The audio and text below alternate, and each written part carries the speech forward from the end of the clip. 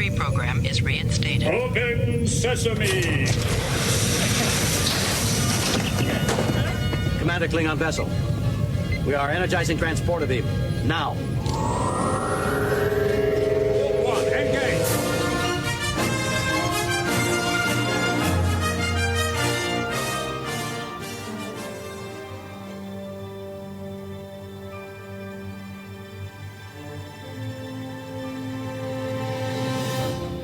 All right, hello, welcome everyone to Star Trek from the Holodeck. This is the Discovery Edition. I am Michael, your host. If you're new to this show, we cover a wide variety of Star Trek content.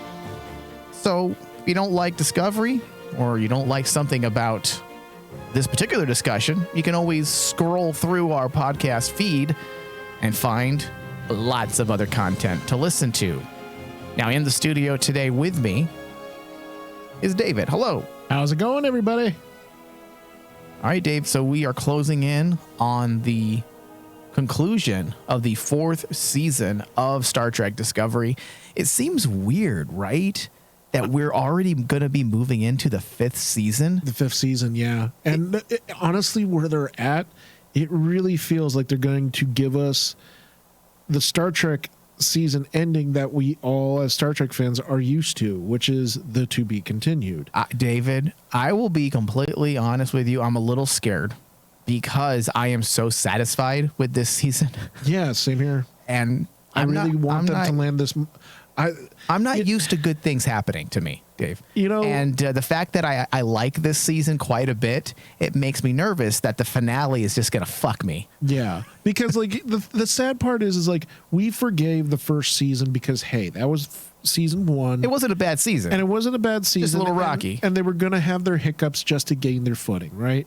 Well, in order to gain their footing in season 2, they relied on nostalgia and hype by bringing in established characters that will make us comfortable, and it worked to transition Discovery, and it worked because season 3 was one of the better ones. But the problem with season 3, the landing, they could not stick that landing. Yeah, and it seems like they might have remedied that issue this season. It does seem like it because I don't see any red flags. Last season, we saw the red flags before it happened. Season 1, we saw the red flags before it happened. And so far, I don't see those red flags. I see a lot of good things in the works. And I got to say, Dave, I'm actually very giddy with this episode. I was very giddy while watching this episode. The fact that Discovery has left our galaxy. David, at last, I've been waiting for this type of progress, cosmologically speaking, for the world of Star Trek for the last 20 years or plus 20 years plus. I've been waiting for actual progress in the way of fleshing out the universe of Star Trek. And yet we have continued to go back to that well. And finally, since Star Trek Voyager, we're officially moving in to uncharted territory, David. Uncharted territory. Yes. The idea of the final frontier. In a lot of ways, that's a bit of the premise of Star Trek, right? It is. The final frontier, seeking out new life and new civilizations. The final frontier. The greatest tagline in all of Star Trek that should be with every single Star Trek series by far. That is the spirit of Gene Roddenberry. And here we are again, finally, because we have not had a series do this since Voyager. I mean, Enterprise, you could argue, did it, but also they fell victim to their chosen chronological premise. Yeah, meaning they were pitched, 100 years before the original series. So they were stuck in a corner. There's only so much they could do. And when you look at the areas that they actually did move into, what did it have to do with? It had to do with alternate realities and time travel. That's how they were able to explore the unknown. But when it comes to the actual progress cosmologically, fleshing out areas of our universe, it really didn't do a lot. No. Whereas Discovery now is in that perfect prime position to to do just that. And that was the thing that I was championing with their decision to go 1,000 years into the future for season 3, because I said, this is the moment. This is the moment that we can finally do it. And they started to go in that direction for season 3. They were getting warmed up, and now here we are, finally there, David. How does that make you feel as a Star Trek fan? Not intellectually, we're not talking about story, just sheerly as a Star Trek fan, how does that feel? It feels really good, honestly, because you can only survive on relying on Nostalgia? Not just nostalgia, but you can only rely on past concepts for so long. Yep. Like, the more I thought about like how the season has progressed and how other seasons have handled, the only one that has dealt with nostalgia and prior concepts was Lower Decks, because that was done in a comedic way. Yeah, and that's different, right? Yeah. But here, when Discovery tries to do it, it just seems very pandering, and it seems like, oh, it's an Easter egg, hooray! and well, that yeah. And that's how we're gonna make the fans happy, because we're gonna give these Easter eggs. And David, we're the minority in the Star Trek fandom, right? Like we're not children. You and I don't want to call other Star Trek fans children. No. Go ahead. They're babies. No. Hold on. No. We are not easily pacified by Easter eggs and nostalgia. Jingling keys. I feel like that's one of the many issues with television today, because it's all about nostalgia. Yeah. Never mind original thought. Let's sell this through nostalgia. And unfortunately, that works because that's what a lot of people want. A lot of people have romanticized their past. They have romanticized the franchises they have grown up with. And because of that, they now feel like that's what they want. And many times that then dictates what our creators do for franchises like Star Trek, just to keep it close to home. And we're not like that. Like, sure, I believe in having some fun, David. I like fun too, despite the fact that I sound like a crotchety old man at times. But that doesn't mean that's all I want. Exactly. If you're gonna give me some Easter eggs and some nostalgia, it better not be the only thing you're selling. Yeah, give me more than just the sugar. Right. Give me more. I'm diabetic, please. I don't need sugar. Wait. What? Don't you need sugar when you're diabetic? No. You too much. That's low blood sugar, right? Low blood sugar. Okay. Well, I'm not a doctor. But like that's the whole thing that I have always had a problem, especially lately, with nostalgia. There's only been a few times in geekdom where nostalgia has worked to perfection. 90% of the time, no one, it doesn't go anywhere. Right. There's no substance to it. And then it feels great seeing that nostalgia, but then like right after the show, what did it do for that nostalgia? It didn't do anything. It's like having cheap sex with a prostitute. It's like, it was fun at the moment, but afterwards you're just like, you're just dirty. You're hanging your head low and you're just like, what did I fucking do? I just wasted like $100. It wasn't even that great. She had to give me a handy in the end. It just was not up to par. Yeah. So basically what we're saying, just to summarize this, that nostalgia and Easter eggs equate to prostitution, paying for sex. Pretty much. I actually like that. I think that actually makes sense. It makes complete sense, and it's a fantastic way of seeing it. I was going to mock us for that, but I'm like, actually, that sounds pretty legit. It is. Because if you think about it, that is what fanboys and fangirls out there, they're just whoring themselves wow. out. Okay. All right. I love fans, David. How dare you? How dare you? Okay, so the galactic barrier, they have fleshed out a bit of things, or I should say some things that we weren't quite sure about. And I was going to mention this during our last discussion, but we got so wrapped up in other aspects. I feel like we need to learn more about the spore drive, because, like, what's its limitations? Exactly. I don't think they've, and correct me if I'm wrong, even listeners out there, please send me a tweet or email me. You guys should all have that access within our our feeds. The information is public. I don't feel like they've ever fully explained the limitations and capabilities of the spore drive. Not really, because as I understand it, Dave, the spore drive can essentially take you anywhere, Yes. right? At least within the galaxy. Now we know that much. Well, the thing was, remember, if fans rewind the clock, go back to that first episode where you have Stamets explaining the spore drive and the mycelial network. The first episode ever? Yeah. Yeah, okay. And the way it's defined is the mycelial network is the tether of all living things. Right. So it doesn't matter how far it is. It can be past the galactic barrier.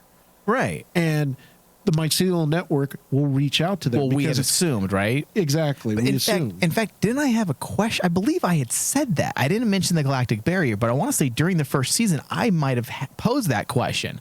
Does this mean they can go anywhere in the known universe if they have coordinates? Exactly.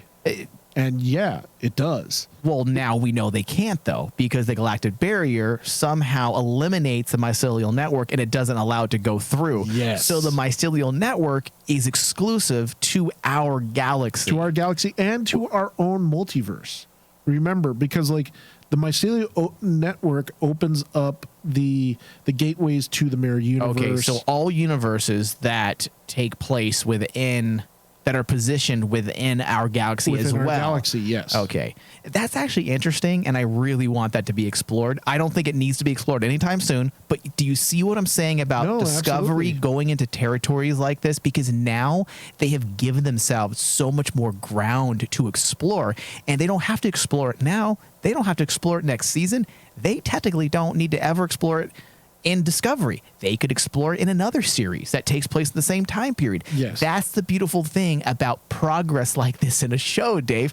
That's why the Borg, yes, they were overused a bit in Voyager, but that's why the Borg works so well in Voyager, because they were established in TNG. They were used as the end-all villain for Picard and the crew of the TNG era, right? Yes. But they didn't just use them all up and then tuck them away and never use them again. What they did is they introduced, again, going back to the word cosmological, they introduced more things into the Star Trek world that then can be used for other stories. For other stories, yes. And that's what I like about this season of Discovery. They're finally fleshing out the bigger picture of Star Trek. And the funny thing was, at first, I was terrified where they're going with this, because it could be, to me, in the hands of a bad writing team, you can go really bad. It could get really bad with going into the unknown, because essentially going past the galactic barrier means that everything we know as Star Trek fans pales in comparison to what is beyond the galactic barrier. So how do you, when I first thought about What if this, nothing's out there? oh dude, don't do that to me. Don't do that to me. Like, because check 1, 2, 3. Is this thing on? that is Hey David, your skill at the science console might actually come into play. Discovery, Captain, I sense no life forms. There is nothing out there. There is Captain. nothing here. And that's why I was like saying is, I hope it's not that, because it's not even borderline. It's the cry of a child that caused the burn. Yeah. No, you're telling me as a creative person, if I'm going to write something to give progression to the Star Trek universe, yes, you got to give us something past the galactic barrier. Yeah. Well, David, they're doing it, and that's another thing, dealing with the spore drive again, and how you said in a what was the way how did you say it? If this was put in the hands of a lesser writer, it would be dangerous territory. Dangerous territory. And I have said this. I want to say, since the spore drive was introduced, I said the spore drive can be a gimmick for hackiness. Yes. I was scared because I didn't know the limitations. I didn't know what it was about. The idea for the first couple seasons, it worked because it was a prototype and it only existed on one ship, a ship that was forced to travel way into the future. So because of that, it removed the spore drive from the table. And that way it would not run the risk of destroying, other iterations of Star Trek, or being turned into this gimmick that is just used to cheat in your storytelling. Yeah. So I was satisfied. But now this season they talk about building prototype spore drives and putting them all the ships. And what did I say? I said a part of me doesn't feel very comfortable with this because everything we know of Star Trek is being rewritten, and a part of me might a part of that might just simply be me being a Star Trek baby, afraid of that type of change. But another part of me is thinking from a more of an academic standpoint as a writer. I'm like, what are you guys doing? Do you realize if every ship has a spore drive, it literally removes the idea of Star Trek as a whole to travel into the unknown? If you can just snap your fingers and you're at the other side of the galaxy, what's the fun of that? Yeah. You know, where's the exploratory missions of Starfleet? What does that mean for the exploratory missions of Starfleet? It means nothing because you can literally go from one end of the universe or galaxy to another. But because they introduced the limitations of the spore drive in this episode, all of those potential problems I had have been remedied. Yes. Because now we know the world of Star Trek, at the same time that it's getting larger, is getting smaller. Meaning, okay, so we can now jump, or we will soon be able to jump from one side of the known universe, or I should say galaxy, to the other side. But that's fine because the world is bigger and we can't spore drive into those areas. We have to go back old school and use the good old-fashioned warp drive. And that, to me, effectively brings back the exploratory mission of Starfleet that we can effectively continue. Yes. And that goes right back to the, again, thematically speaking, the idea of the final frontier has been brought back into play because we are hearkening back to some of those things that do work, like having technology that's limited. Sometimes you need to limit your technology. Otherwise, you write yourselves into holes. And the other thing or into a corner. Also, when you think about it, historically, in the Star Trek universe, it kind of made sense that they would get away from warp drive at some point because, especially in TNG and in Voyager, they hammered home the idea that warp drive was destroying the fabric of the environment, side of things, the side of things in the universe. Mm-hmm. So, yes. If they went away from warp drive, especially, like everyone was panicking with the burn in the last season that, we'll never see warp drive again. I was willing to accept it because if they just threw in a line, hey, we don't want to use warp drive because of damage in the past it caused. Right. And David, that's another thing that I was okay with the spore drive because you are right that's been a presence in Star Trek. And I think it's been a little problematic because it was an idea that was introduced into TNG. Yes. It was basically an allegory for our destruction of the environment. It worked as an episode, but it also created problems because in the episode they agreed, I want to say they agreed when they found out that warp drive was essentially destroying space, Starfleet and the Federation agreed to limit their warp. Okay?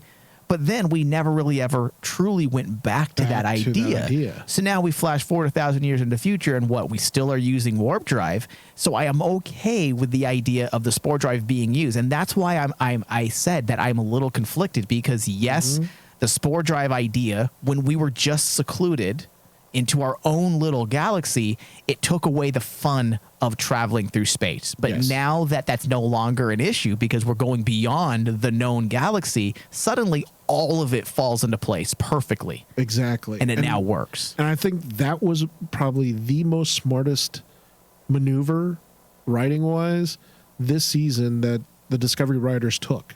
Yeah. Because they could have easily basically said, the Mycelial Network can go anywhere. No. They went beyond that and said, okay, the Mycelial Network will have its limitations.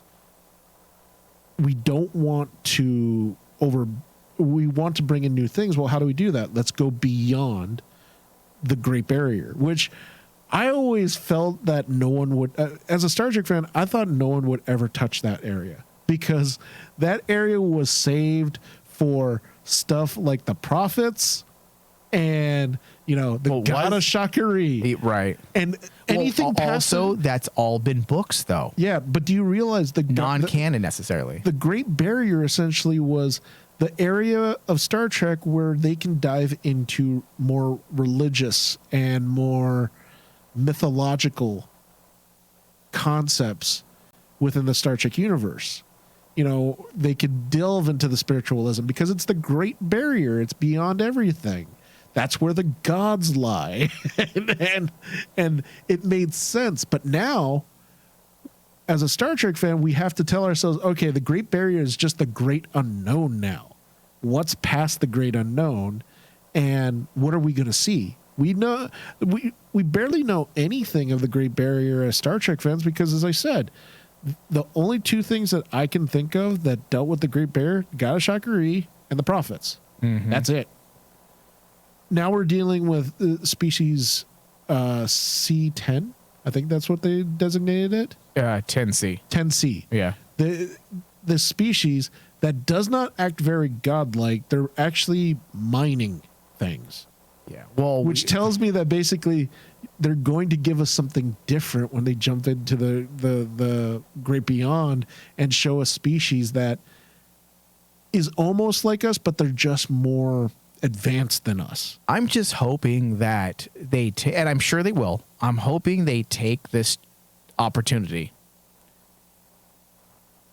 not to just give us simply humanoid aliens. This is the chance to show that the extragalactic, I believe is what they called it, is different than our own space. Because if you remember, there was an episode in TNG where they explained that essentially everyone in our universe comes from a single species that essentially planted the seeds of life. Yes, the prime species. Yes. So we know that we're all connected in this galaxy. And that's why everyone, for the most part, is humanoid.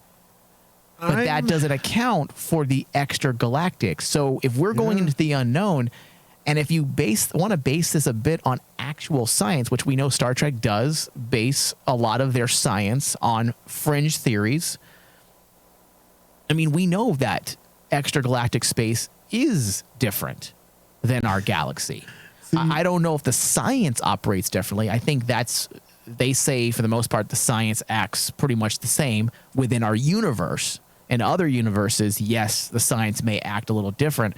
So I don't expect the nuances of science to be any different. However, it would be interesting for them to start facing anomalies and certain things that they've never come to face before. Wouldn't that make sense? Look at things like the Xindi going through the expanse in Enterprise, going into new areas that defied what we knew of science in our very own galaxy. Look at Star Trek Voyager and unknown species 3, 4, whatever, the fluidic space. That's what it was called, right? Yes. Yeah, fluidic space. So now here's our opportunity to really get into the strange areas of science and see. Creatively as a Star Trek fan, you got me all excited. I know. Got me all excited. But told you I was giddy. Then, unfortunately, I think this is more or less kind of like the pessimistic person in me is basically like going, how can anyone come up with a really bonkers creative idea that will transcend anything we've ever imagined in Star Trek? Mm-hmm. Because that's the thing of Star Trek. Star Trek always has that little hint of reality, but it's always on that thin line between reality and imagination. Mm-hmm. And it can be very easy. I'm not going to say where this happened, but basically it can be very easy where you jump into the imagination and you basically tell the audience, use your imagination. And you don't want to do that in Star Trek. You want to stay on that thin line. And your concept of basically being able to just open Pandora's box, right? And just say, you can make whatever you want. But you got to have that little bit of realism behind it to make me believe that basically this fits in Star Trek. Yeah. No, I agree. And also, we don't know the prime species. They could have planted seeds in other universes. So I'm not going to like poo-poo on tangible humanoid species by any means, but I do hope they don't squander the awesome bizarreness that they could introduce. I mean, do you remember the original series? The original series delved into some odd things because they were exploring the unknown. Yes. So they were able to craft these stories that took the crew. They could create a monster that basically was just a giant rock. Or a giant green hand. A giant green hand. Let's bring that back. No, thank you. Let's not bring that back. All right. So get more from the Holodeck content by pledging to our Patreon page. This year, we've got a wide variety of Trek content planned for Patreon subscribers. So you don't want to miss out. Pre-shows, exclusive podcast episodes like reviews on Trek novels and comic books. We had discussed a few comic books that are going to be coming out during our pre-show that we just recorded. So we're going to be covering those. March is when we officially get back from our winter break, which is just a few short days away. So you can be prepared for all. So you better be ready, I should say, for all the content we have to put out there. So please head over to patreon.com/RainmanDigital and pledge a minimum of $5 or more a month to gain access to our podcast tier and behind the scenes tiers. If we are to continue to broadcast and produce more episodes, we do need assistance from the viewers. So if you like our shows, get more of what you like, go to patreon.com/RainmanDigital.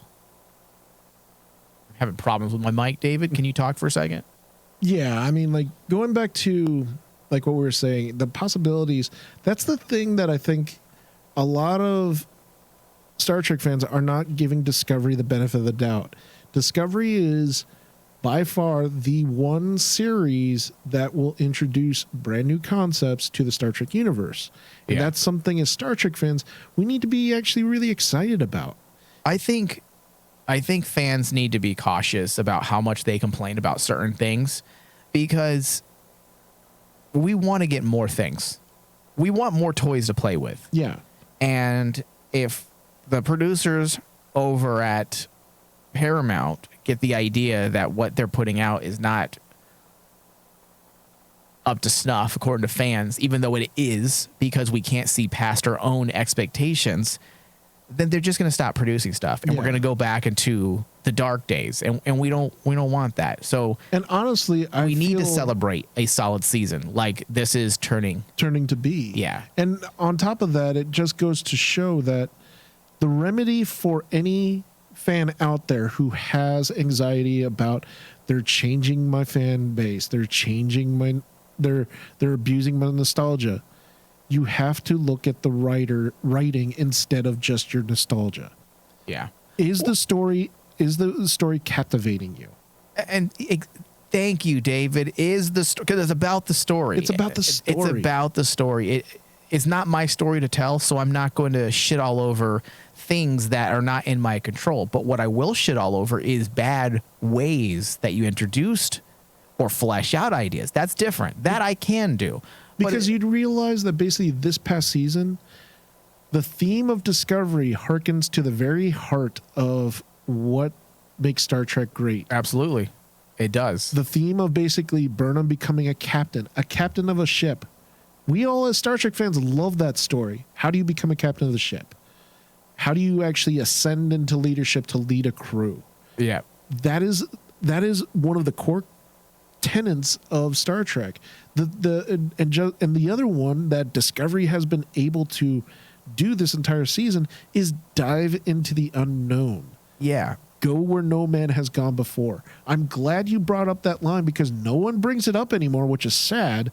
Is Star Trek's tagline every single series it's always come out is to boldly go. Boldly go where no man has gone before. No person, David. And yeah, then they change it to no person. And no like, persons. I want to smack you like how much I want Culber to smack Stamets. Well, come on. I mean, Burnham isn't a man, so you can't like. She's obviously a part of the crew. So boldly go. Well, no person's going. I can get behind that.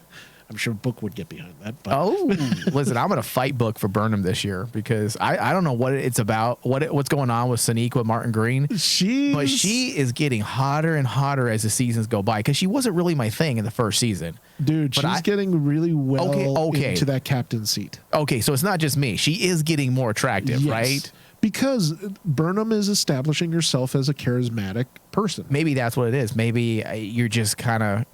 Maybe as douchey men, we're just slowly becoming attracted to her because we like her. Well, no, like, we like the stories they're telling. We like the stories that we're telling, and also the character itself. It's progressing from a person who, honestly, in season 1, she was not charismatic.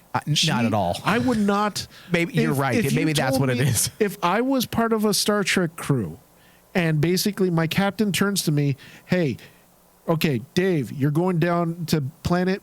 Follow Burnham. I'd be going, Captain, why do you want to make me into a red shirt? Yeah. Because I have no faith in Burnham. And then you know what? You probably right. I think she's just they're writing her in a way that's more likable. When she made that monologue, dude, in this episode, I think you could call it a monologue, that speech about, like trusting the crew and everything and talking to the president. When she gave that speech, that's a true leader speech.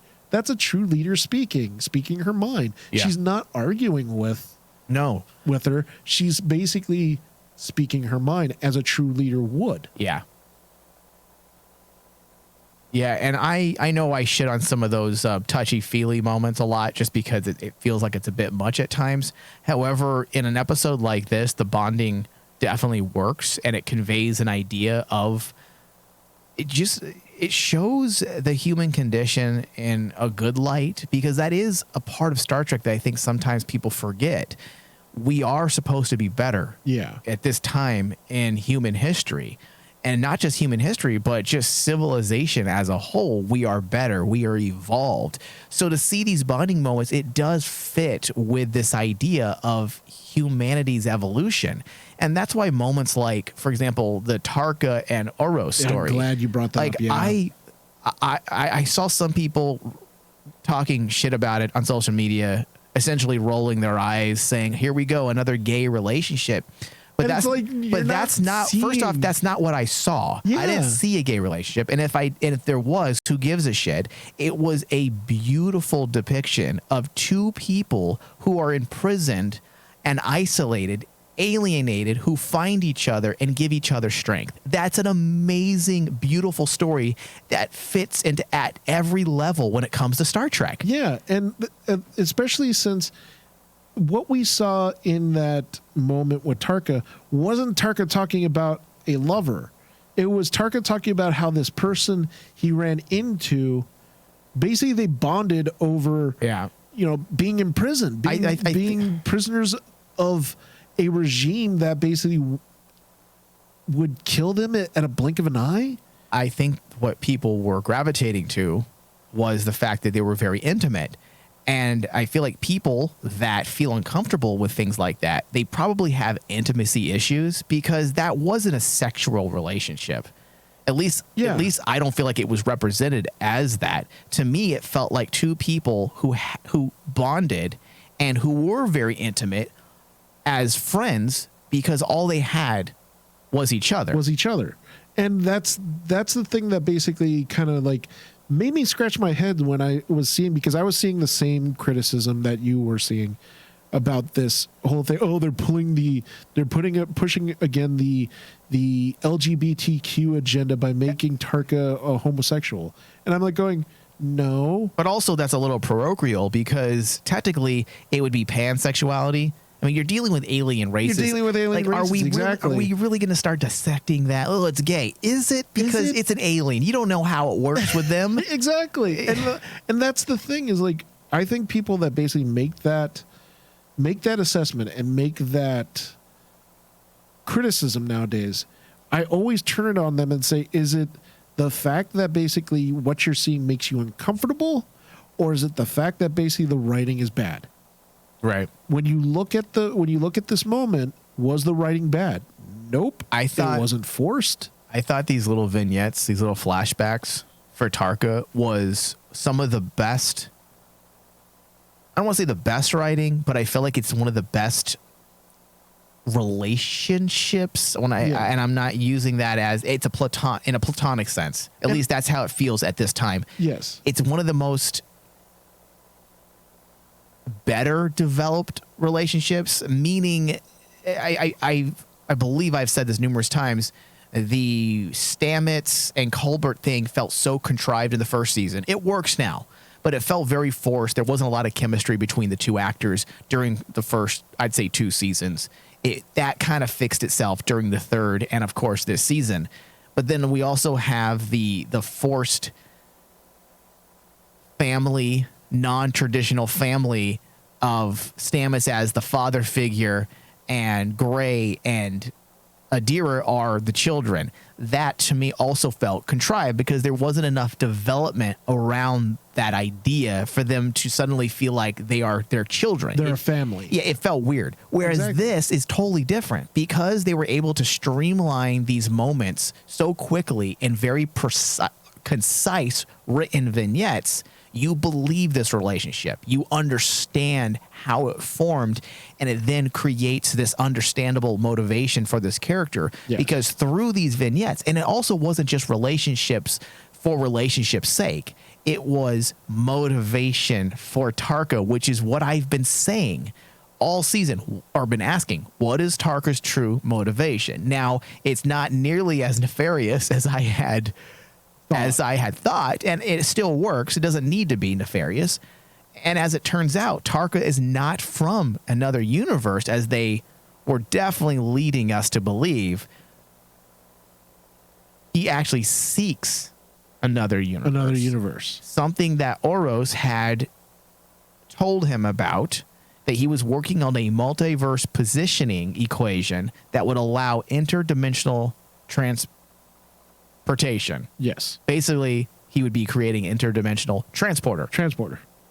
And the thing about Tarka too is like essentially what we're seeing is a typical Star Trek building block of a person we thought was going to be a villain. But in all Star Trek fashion, they make their villains more dynamic.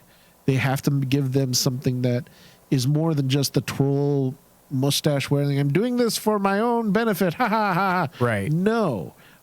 The greatest Star Trek villains are all very dynamic. We all know that basically Khan's evil, but we also understand him to some degree. Is he evil? Because he was left stranded. Yes. On City Alpha 5. But the overall story of... I can never talk about Khan's planet. That they were left on without saying it like Jagga. Oh, yeah. City Alpha 5.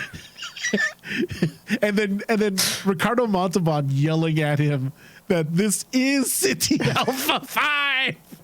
It's like the best moment. It's fucking amazing. The beautiful thing is Khan's evil. But we feel sorry because a really evil thing happened to him. Is he evil, or is he just so intelligent that he has a superiority complex that possibly morally justifies in his mind? You can make that argument because that's what to me makes Khan evil, is his ego. Right. His ego is what makes him evil. But are we evil for simply stepping on a bug on the ground that we deem unintelligent? Exactly.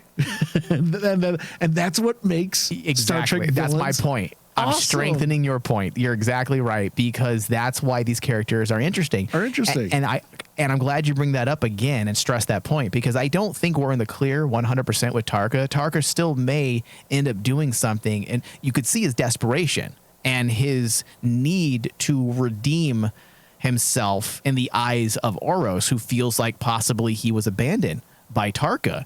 So when you have a character that has that type of desire and need, it may not work in the favor of the rest of the characters in the story. I don't think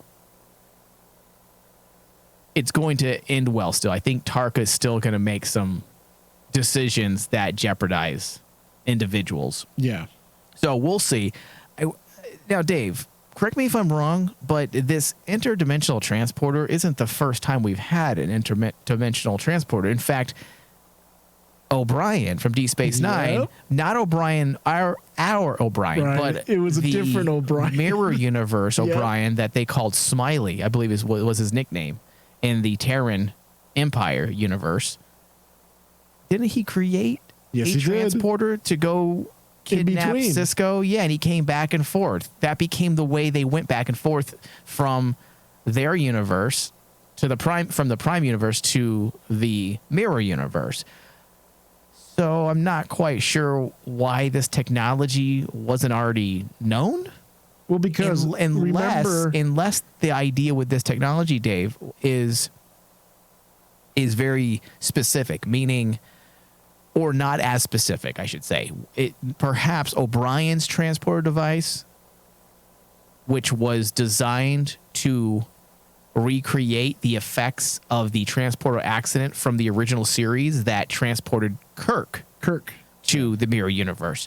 Perhaps that bit of technology only allowed passage into the Mirror Universe, whereas this multiverse positioning equation allows this interdimensional transporter to pinpoint any universe. Yes, because you got to remember the whole point of Tarka and Oris's plan was to find a place that was free of, what was it? It was no war, no burn, and no emerald chain. It's basically how did he describe it? Out of all possible universes, it's said to be the most peaceful. The most peaceful. It's almost like on the completely other spectrum of the Mirror Universe. It's the complete opposite. And the term that I have written down here that Oros called it was K-Lyce?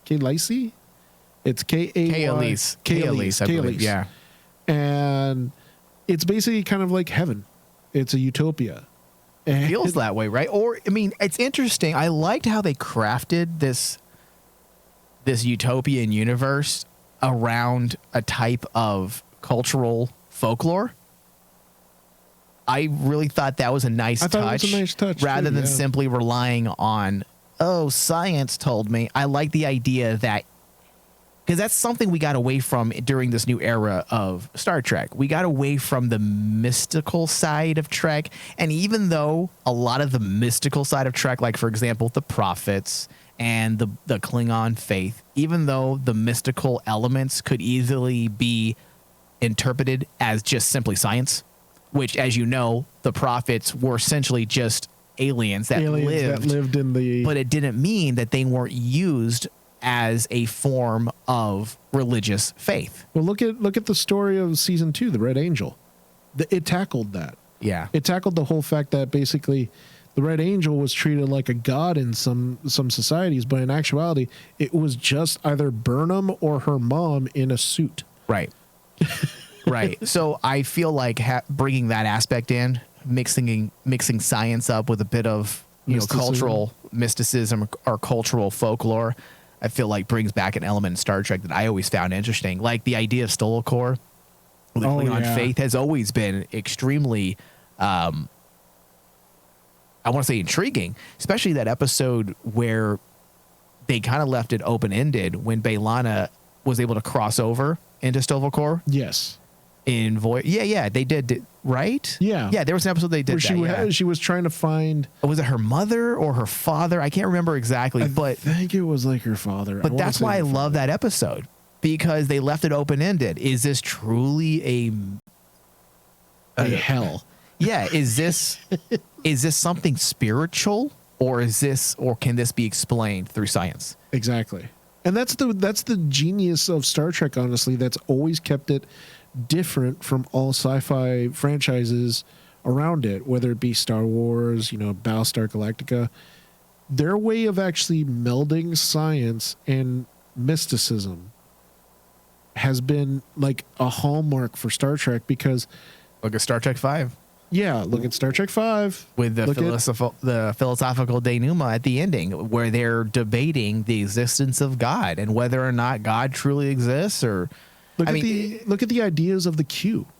The Q is actually a godlike being, or like even the Guardians of Forever. Right. I mean, to a lesser culture, right, a less advanced culture, they would be gods. They would be gods. Yeah. Okay, so we have clarity on Tarka and his motivations. the Admiral and her. I really liked what they did with Burnham and the Admiral as well. Yeah. Really putting any type of potential divisionary attitudes to the side and showing. I want to say that the show is showing a true maturity to Burnham as a captain. And that, to me, without a doubt, David, is probably the strength of this entire season. And it goes to show you the problems we've had since day one had to do with the simple fact that there was no definitive leadership role taking center stage that everyone can gravitate to and that everyone could learn from and use as a type of support. And now that we have this singular character, everything seems to be falling in place. We get to see her maturity as a captain, and she's learning from her mistakes finally. And the very diplomatic way that she's handling her differences with the Admiral in a moment that felt very real and sincere between the two of them. It works to continue to push their story further. Yeah. And it's also not about just Burnham. It's about this president. Yep. It's about Rillick's growth as a character that has to deal with essentially, especially when you think about it, the crew of Discovery, to a person who is 1,000 years evolved or old or more developed than Discovery crew, she has to be looking at them when they first showed up as, oh my God, they're behind the times. Yeah. And you expect me to believe that this person who comes from a primitive time, Ideologically primitive. I guess primitive, you would. Wouldn't you look at someone from 1,000 years ago? And basically, and she would look at Burnham and say, "No, I'm not going to trust you at all because your ideology is primitive to us." Yep. Okay, so when it comes to the DMA, it has now presented an even greater threat. And I think a lot of us knew this was going to be the next logical step in creating that suspense. Yeah. But now Navarre and Earth, as well as Titan, are in the sights of the DMA. And it definitely added to a very emotional and, I would say, empowering scene for the crew when they learned of this information. I like that the crew is handling the stress and the emotions of situations a lot better as well. Yeah, they're not bawling, crying. Which, if this had happened in the first season, that's exactly what we would have had. So I like the general maturity that is happening this season within our crew. Yeah, because Now, it's really important. I think one of Discovery's hurdles, in order to win a lot of those naysayers over, they have to get away from the something tragic has happened, everyone starts crying. Yeah. That is a stereotype that basically I've noticed Discovery has gotten, and they have to shake off. And they have. I think this season they've definitely worked in that direction. Yeah. Yeah. And especially in that scene, because I was waiting for it. I was waiting for someone to look down and start getting really downtrodden and go and start crying. And I'm like going, no, the crew all of a sudden galvanized all together and basically said, yeah, we're going to tackle this head on. Yeah, it's worked. Okay, David, so we are getting to the point where we got to close out pretty soon here, but just a few last things to touch on. Okay. Kovic. Thank you. We have to bring that up. He's a character, David, that's just so intriguing because when he says that there are things more urgent than the DMA, that makes my brain go wild in speculation. Because what could he possibly be doing that could be considered more urgent? Yeah, that requires his. He said his expertise. His expertise, and I'm like going. It's one of those things that basically I forgot to mention when we were talking about the definitions of the galactic barrier, creating that sense of unknown. Kovic is just basically also just reminding people, hey, there's other things out there that are more dangerous. And they also could be getting ready to set down some of the groundwork for season 5. Oh God, dude. I hope so. And I hope that Kovic is there. Oh, of course. Come on. You can't get rid of him. He is one of the best characters in Discovery. Just because, I mean, I love his intellectual joke that no one got. And I hate to say it, that was like one of my favorite funny moments. It was amazing. I was like, this is good. I like this. So there's a lot of cool things in the works. I feel like my theory, David, moving into our final thoughts here, my theory is that we're not completely wrapping up the issue of what's beyond the galactic barrier. We cannot possibly resolve all of this in a single episode. And if they do, David, in my opinion, that would be a gross error. That would be like them face planting again. Yeah, it's too big. It's just too big of an idea to try to wrap it up. If anything, which I think this is what they're doing, David, because if you look at the steps they took in this episode, what did they close out? They started closing out character arcs. They started closing out some of those lingering threads of narrative, yes, and bringing it back into the fold. We're talking about issues with Stamets. We're talking about issues with Saru and his newfound relationship with the president of Navarre.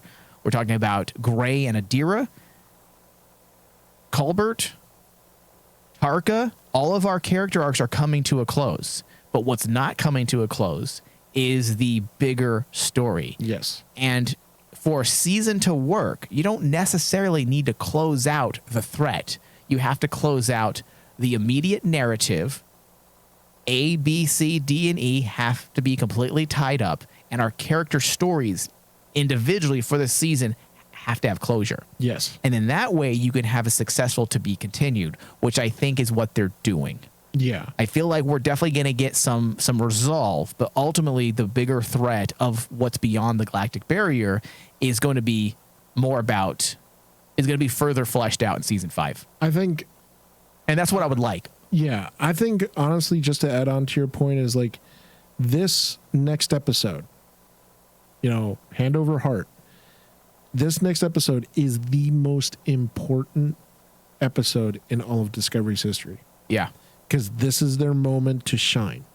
They have to be able to stick this landing and do what you said, is like they need to actually not rush things and give us a cohesive narrative ending to follow up into season 5. Yep. I'm hoping we get there, David, and everything seems to be going in that direction. And that's why I feel comfortable for the first time in a while watching a new Star Trek, whether it be Star Trek season 3 or Picard season 1. I feel completely comfortable moving into the final episode. Yes. And that makes me a little nervous, but also happy, because I was able to be giddy watching this episode because they're doing some really cool things. Yes. So I'm going to give this episode, David. Man, this is a tough one. It is. Because I want to say it's a 90. The lowest, they did so much in this episode. You know what? It's a 90. It maybe even higher. I don't want to be. I want to make sure my Star Trek fanness isn't overriding yeah, because academically it's probably a 90%. As a Star Trek fan, I'd probably give this like a 95, but I don't think that would be an objective grade, so I'm going to give it a 90%. Yeah, I think that's where I'm at right now, is because I actually have like 3 separate scores, because 3 separate. Yeah, because they're varied, because like the low score, I first was going to be thinking 88%, but with everything that they've been able to put forth, they did a lot. They did a lot. Yeah. And I can't ignore that, so that brings it up a little bit. And then you bring into the facts that, like, I mean, this, if you listen back to this episode, how excited some of the potential they have. Exactly. And then Easter eggs that they, or not Easter eggs, please do not use that term, but like the potential of what they've laid for the future of Star Trek, and also like the character growth they've done with painstakingly with all these characters, then it starts going up. But I have to be objective, and at the end, I ended up with a 92. A 90. Oh, okay, 90. 90. A 90 okay. also. All right. Well, the only negative, and I don't want to say it's a negative, but we gotta make sure we cover our bases. Well, no. I'm just gonna say, like, let's quit trying to make "Let's Fly" happen. It's not a thing. Okay, it's probably the worst Captain catchphrase of all time. It's not really a complaint. It's just a point of irritation. Let's fly.